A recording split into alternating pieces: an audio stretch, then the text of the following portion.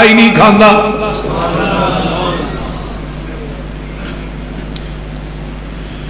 میرے آقا علیہ السلام اور دن گزرے، پھر بیمار نے، نبی علیہ السلام دی طبیعت خراب در خدا خراب ہو رہی ہے۔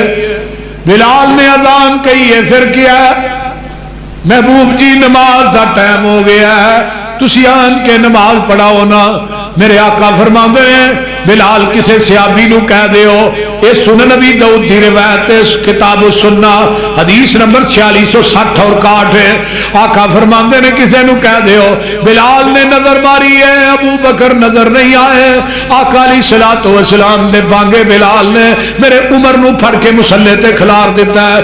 عمر دا طبی طور تے آواز اونچا ہے، جدوں تکبیر ہوندی ہے عمر کہندے نے اللہ اکبر، نال حجرے چ آواز جاندی ہے، میرے پیغمبر دا چہرہ سرخ ہو جاندا ہے غصے دے نال۔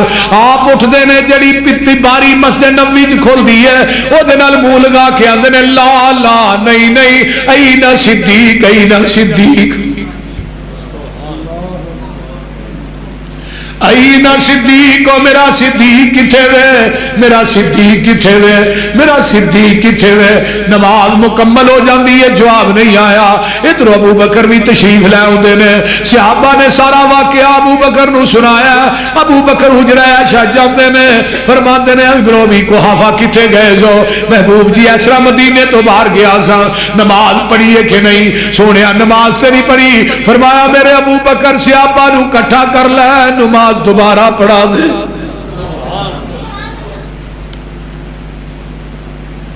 محبوب جی نماز ہو گئی ہے، فرمایا مینوں بھی پتہ ہے صدیق نماز عمر نے پڑھا دیتی ہے، لیکن تسی دوبارہ پڑھاؤ نا۔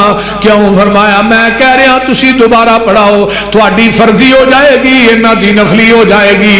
میں آن والی امت نو دسنا چاہنا میرے تو بعد میرے مصلی دا وارث میرا صدیق ہے۔